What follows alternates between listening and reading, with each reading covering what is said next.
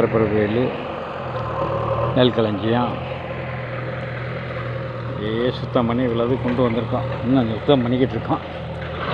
இங்கே எங்கிட்ட நம்மகிட்ட இடத்துலையே இது பண்ணிவிட்டாங்க, வேலி போட்டிருக்காங்க.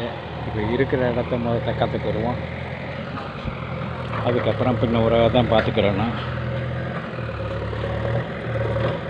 வேறுலாம் பிடிங்கி எல்லாத்தையும் வேலிக்கிட்டு வேறெல்லாம் பிடிங்கி எல்லாத்தையும் பண்ணிக்கிட்டு இருக்கு.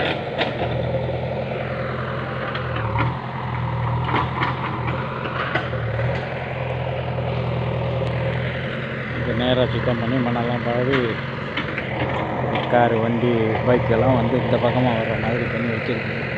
பண்ணணும், எல்லாம் பண்ணிக்கிட்டே இருக்கேன்.